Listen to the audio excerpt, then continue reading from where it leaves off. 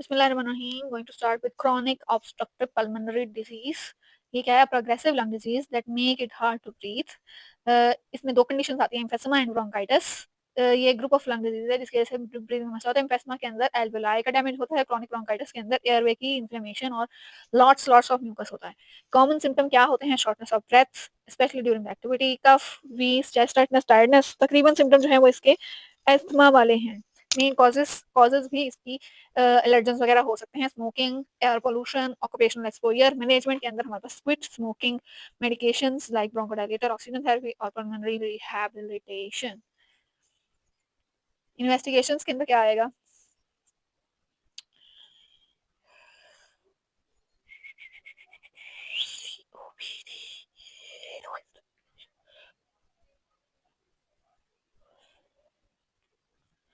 For investigation, we have to do spirometry, chest X-ray, CT scan, arterial blood gases. Chest X-ray shows hyperinflammation.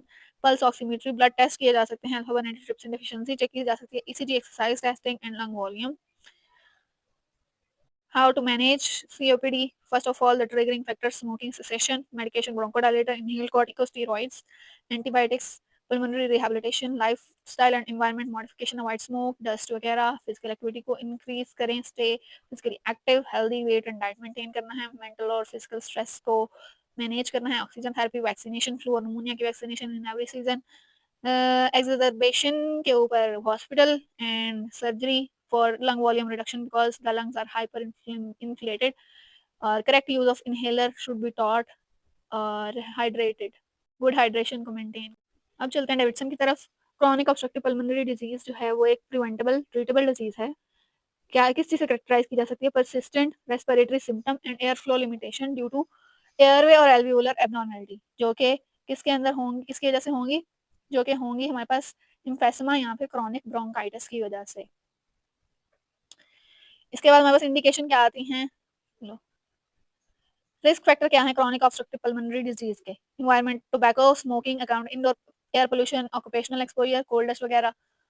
और उसके अलावा हमारे पास और इसके अलावा जो है वो लंग ग्रोथ, चाइल्डहुड में इन्फेक्शंस, मैटरनल स्मोकिंग, ये चीज़ें जो हैं वो सीओपीडी कॉज करा सकती हैं। लो बर्थ वेट बेबीज और low socio economic status, chest smoking, genetic factors like alpha 1 antitrypsin deficiency और डिफरेंट जीन्स जो हैं वो ससेप्टेबल हैं सीओपीडी के लिए। एयरवे हाइपर एक्टिविटी हो सकती है। पैथोफिजियोलॉजी क्या है? सीओपीडी जो है वो पल्मोनरी डिजीज भी है। इसके दो कंपोनेंट, पल्मोनरी और सिस्टेमिक कंपोनेंट। एयर फ्लो जब लिमिटेशन होती है तो एयर गैस जो है कार्बन डाइऑक्साइड वगैरह इंट्रैप होना शुरू हो जाती है। लंग की हाइपर इन्फ्लेशन होती है जिससे पल्मोनरी भी कॉम्प्लिकेशन आती हैं और चेस्ट वॉल की कॉम्प्लिकेशन भी आती हैं। डायफ्राम जो है वो फ्लैटन हो जाता है, हॉरिजॉन्टल हो जाता है, इंटरकॉस्टल मसल्स को ज़्यादा काम करना पड़ता है। पहले जो है वो वर्क करने पे जो है मसला शुरू होता है एक्सरसाइज पे, और फिर जो है वो आहिस्ता-आहिस्ता रेस्ट पे भी मसला शुरू हो जाता है। एम्फेसमा जो है उसको क्लासिफाई किया जा सकता है इन लार्ज एयर स्पेसेस की बेस पे, सेंट्री एसिनार, पैन एसिनार और पैरासेप्टल। और सम कुछ लोगों के अंदर बुलास भी डेवलप हो जाते हैं जो कि 1 सेंटीमीटर से ज़्यादा डायमीटर के भी हो जाते हैं। इसकी वजह से गैस एक्सचेंज में इम्पेयरमेंट आती है और रेस्पिरेटरी फेलियर आता है। क्लिनिकल फीचर्स के अंदर हमारे पास इसके डिफरेंट डिजीज़ हो सकते हैं on the basis of clinical feature. Breathlessness और क्रॉनिक ब्रोंकाइटिस होता है। 40 प्लस इंडिविजुअल्स के अंदर मेनली अस्थमा जो है वो प्रेज़ेंट करता है। टीबी, अस्थमा सीओपीडी प्रेज़ेंट करता है। इसके डिफरेंशियल्स के अंदर अस्थमा, ट्यूबरकुलोसिस, ब्रोंकियोप्टेसिस और कंजेस्टिव कार्डियक फेलियर ये आते हैं। कफ और स्पुटम प्रोडक्शन होती है फर्स्ट सिम्पटम, इसको हम स्मोकर्स कफ भी कहते हैं, जो कि सीओपीडी के साथ एक्सरबेशन के साथ एसोसिएटेड है। इसके अलावा non specific symptom physical science कौन से? लंग फंक्शन रिड्यूस हो जाएंगे, ब्रोंकिएक्टेसिस हो जाएगी, स्लीप एपनिया हो सकता है, थ्रोम्बो एम्बोलिक डिसऑर्डर्स हो सकते हैं, कोएक्सिस्टिंग पिटिंग एडिमा हो सकता है सॉल्ट एंड वाटर रिटेंशन की वजह से, क्योंकि हाइपॉक्सिया और हाइपरकैप्निया हो रहा है तो कॉर पल्मोनल यानी कि राइट साइडेड हार्ट फेलियर हो सकता है। इन पेशेंट्स को हार्ट फेलियर नहीं होता, लेकिन ये हार्ट फेलियर नहीं होता लेकिन असल मसला जो है वो लंग्स का होता है जिसकी वजह से इनको एनोरेक्सिया, वेट लॉस, फटीग के सिम्पटम्स भी आ सकते हैं। अब 2 टाइप्स होती हैं सीओपीडी के पेशेंट की, पिंक पफर्स और ब्लू ब्लॉटर्स। पिंक पफर, अच्छा जी, जो हमने बात की कि ये पल्मोनरी डिजीज भी है और सिस्टेमिक डिजीज भी है। पल्मोनरी कैसे है? पल्मोनरी में हमारे पास एनलार्जमेंट होती है मिस्कस क्रीटिंग ग्लैंड्स की, गॉबलेट सेल ज्यादा हो जाते हैं तो स्पुटम प्रोडक्शन इंक्रीज हो जाती है, क्रॉनिक ब्रोंकाइटिस हो जाता है। पल्मोनरी वेस्कुलर जो रीमॉडलिंग होती है और कार्डिक परफॉर्मेंस कम हो जाती है इस वजह से। फिर इलास्टिक टिश्यू जो लंग का है वो हाइपर इन्फ्लेटेड होने की वजह से लॉस हो जाता है, इलास्टिक टिश्यू इन्फ्लेमेशन हो जाती है, फाइब्रोसिस हो जाती है और परमानेंट फिर हाइपर इन्फ्लेशन इन्फ्लेशन रह जाती है, हाइपर इन्फ्लेशन। और उसके बाद जो है अनअपोज्ड एक्शन ऑफ प्रोटीएसेस की वजह से, क्योंकि अल्फा 1 एंटीट्रिप्सिन की डेफिशिएंसी होती है तो डिस्ट्रक्शन होती है एल्वेलाई की स्ट्रक्चर में। सिस्टेमिक साइड इफेक्ट में मस्कुलर वीकनेस आती है, skeletal muscle circulatory markers inflammatory marker बढ़ जाते हैं, सॉल्ट एंड वाटर रिटेंशन होती है जो पेरिफेरल एडिमा कराती है, फैट मेटाबॉलिज्म ऑल्टर होने की वजह से वेट लॉस होता है, कैक्सिया होता है, ऑस्टियोपोरोसिस का रिस्क बढ़ा। इन्वेस्टिगेशंस के अंदर हम क्या करेंगे, इन्वेस्टिगेशंस के अंदर हम चेस्ट एक्सरे कराएंगे। चेस्ट एक्सरे के अंदर हमें hyper inflation tubular heart flatten diaphragm और इंक्रीज एपी डायमीटर नजर आएगा। पल्मोनरी फंक्शन टेस्ट करा सकते हैं जिससे हमारे लंग वॉल्यूम्स वगैरह FeV1 टू FVC रेशो जब 70% से कम होगी, TLC बढ़ा हुआ होगा, डिक्रीज वाटर कैपेसिटी होगी। इसके अलावा हम जो है वो लंग वॉल्यूम मेजर कर सकते हैं बाय हीलियम डाइल्यूशन टेक्निक, और इसके अलावा प्लेथिस्मोग्राफी कर सकते हैं। इसके अलावा फिर ECG कर सकते हैं क्योंकि हमने डिफरेंशिएट करना है, क्योंकि हार्ट भी इफेक्ट होगा इससे। और आर्टेरियल ब्लड गैसेस कर सकते हैं, ABGs, जिससे हमें हाइपोक्सिया और हाइपरकैप्निया का पता चलेगा। ब्रेथलेसनेस के ग्रेड्स की अगर हम बात करें तो अगर बिल्कुल ब्रेथलेसनेस नहीं है स्टर्नस एक्सरसाइज के अलावा तो ग्रेड 0। अगर ब्रेथलेसनेस है वाइल हरिंग मतलब जल्दी में चल रहे हैं या थोड़ा ऊंचाई पे चढ़ रहे हैं तब है तो ग्रेड 1। अगर जो है वो स्लोअर वॉक है ग्राउंड लेवल के ऊपर लेकिन स्लो वॉक है उस पर भी हो रही है तो फिर ग्रेड 2 है। और ग्रेड 3 कब है, जब हमारे पास breathlessness after walking about 100 metre, मतलब 100 मीटर चलने पे ही जो है वो ब्रेथलेसनेस स्टार्ट होगी, या फ्यू मिनट्स या कुछ मिनट ही हमने वॉक किए तो सांस फूलना शुरू हो गया। और ग्रेड 4 क्या है, to breath to leave home, यानी रेस्ट पे भी जो है उसको ब्रेथलेसनेस स्टार्ट हो गई है। अब स्पायरोमीटर की बेस पे सीओपीडी को क्लासिफाई करेंगे। स्पायरोमीटर की बेस के ऊपर हमने नाइस क्लासिफिकेशन कर सकते हैं, गोल्ड, ATS, ERS या फिर FEV1। FEV1 देखते हुए हम करेंगे। FEV1 80% से ज्यादा है तो नाइस क्लासिफिकेशन के मुताबिक स्टेज 1 या माइल्ड है। 50 से 79 तक है तो स्टेज 2 है, या मॉडरेट है। 30 से 49 तक है तो स्टेज 3 है। सबके अंदर ही ऐसा ही है। और 30% से कम है तो स्वेयर या वेरी स्वेयर डिजीज है। वेरी स्वेयर डिजीज है, स्टेज 4 है अकॉर्डिंग टू नाइस क्लासिफिकेशन या गोल्ड क्लासिफिकेशन या ATS ERS क्लासिफिकेशन। मैनेजमेंट हम कैसे करेंगे, नॉक्शियस पार्टिकल जो भी केमिकल जिसके साथ एक्सपोजर है, स्मोकिंग है या वो इन्वायरमेंटल इंडोर आउटडोर पोल्यूशन है, बायोमास फ्यूल की बर्निंग है, ये करेंगे। एक्सरसाइजेस करेंगे, पल्मोनरी रिहैबिलिटेशन के लिए ब्रोंकोडायलेटर्स देंगे। Bronchodilators long acting beta agonist और लॉन्ग एक्टिंग मस्करिनिक एगनिस्ट ये देंगे। इसके अलावा हम इनहेल्ड ग्लूकोकॉर्टिकॉइड और ब्रोंकोडायलेटर कंबाइन करके दे सकते हैं। इसके अलावा ओरल एंटी इंफ्लेमेटरी ड्रग्स जैसे कि ग्लूकोकॉर्टिकॉइड्स या स्टीरॉइड्स वगैरह दे सकते हैं। एस्मा के अंदर इनहेल्ड से, इसके अंदर हम ओरल दे रहे हैं। और इसके अलावा जो है मेंटेनेंस के लिए हम जो है वो निमोकोकल वैक्सीन और इन्फ्लुएंजा वैक्सीन ऑफर करेंगे। ऑक्सीजन थेरेपी और होम वेंटिलेशन के लिए हम long term domiciliary oxygen support देंगे पेशेंट को, कि जब उसका प्रेशर जो है पार्शियल प्रेशर का हाइपोक्सीमिया होना शुरू हो जाए, 55 से कम होना शुरू हो जाए तो उसको ऑक्सीजन दे दें।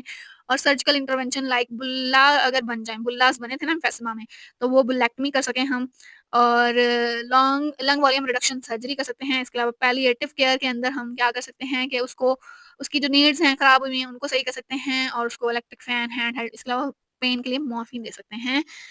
प्रोग्नोसिस क्या है, प्रोग्नोसिस सीओपीडी का जो है वो नेचुरल हिस्ट्री जिस तरह की चल रही है उसके हिसाब से प्रोग्रेसिव प्रोग्नोसिस होगा। एज ज्यादा होगी तो प्रोग्नोसिस पुअर हो जाएगा। अब बात करते हैं एक्यूट एक्सर्बेशन ऑफ सीओपीडी, AECOPD जो है वो इंक्रीज डिटेरियोरेशन आ जाए अगर, फिर क्या करेंगे।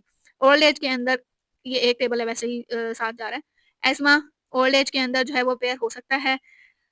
पीक एक्सपिरेटरी फ्लो रिकॉर्डिंग जो है ओल्डर पीपल जिनकी पुअर विजन है तो उनके वो अपनी रीडिंग नहीं पढ़ सकते। दूसरा ये कि इम्पेयर्ड एज के साथ जो है उनके सिम्टम्स की सिवियरिटी बढ़ जाएगी, तो ब्रोंको कंस्ट्रिक्शन की सिवियरिटी भी बढ़ जाएगी। स्मोकिंग स्टॉप करने से जो है हमारे पास लंग फंक्शन को जो लॉस हुआ है वो थोड़ा सा बेहतर हो जाएगा, बेनिफिट होगा। Meter dose inhaler many older people जो है वो यूज नहीं कर सकते क्योंकि वो कोऑर्डिनेट नहीं कर सकते जिस तरह से इनहेलर को यूज करना है।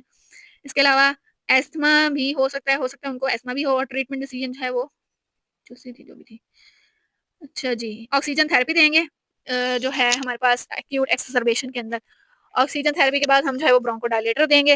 ब्रोंकोडायलेटर के अंदर short acting beta agonist with an anticholinergic agent like salbutamol और इप्राट्रोपियम को एडमिनिस्टर करेंगे। उसके बाद हम ग्लूकोकॉर्टिकॉइड ओरल प्रेडनिसोलोन देंगे। इसके अलावा एंटीबायोटिक थेरेपी देंगे क्योंकि इसका रोल जो है वो कंट्रोवर्शियल है, क्योंकि हो सकता है कि उसको जो है वो इन्फेक्शन की वजह से सीओपीडी वर्सन हो रहा हो। इसके अलावा नॉन इन्वेसिव वेंटिलेशन या फिर इन्वेसिव वेंटिलेशन वेंटिलेटरी सपोर्ट दे सकते हैं। एडिशनल थेरेपी के अंदर डायूरेटिक्स दे सकते हैं एडिमा के लिए, और डिस्चार्ज करेंगे जब वो क्लिनिकली स्टेबल हो और उसको मेंटेनेंस मेडिकेशन पे डालेंगे।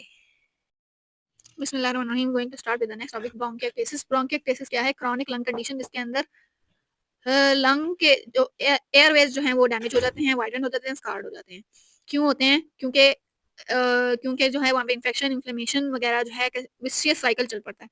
म्यूकस इनफेक्टिवली क्लियर होता है तो मजीद इन्फ्लेमेशन होती है, फर्दर डैमेज होता है। Causes infection, genetic condition like cystic fibrosis, immune issues like immunodeficiency हो जाए, other lung disease like asthma, COPD, aspiration की वजह से हो सकता है। सिम्पटम में क्या आएगा? Chronic cough with significant mucus, yellow green, shortness of breath आएगी, वीजिंग, चेस्ट पेन, फटीग वगैरह, क्लबिंग। डायग्नोसिस और ट्रीटमेंट के अंदर हम क्या करेंगे? Chest x ray, CT scan, breathing वगैरह करेंगे। मैनेजमेंट के अंदर mucus clearance by chest physiotherapy, infection control by antibiotic, breathing techniques, rehabilitation, lifestyle modification, smoking cessation, vaccination और फ्लू मेडिकेशंस देंगे, ब्रोंकोडायलेटर्स एटसेट्रा एटसेट्रा। अब हम चलते हैं bronchiectasis, the abdominal dilatation of bronchi.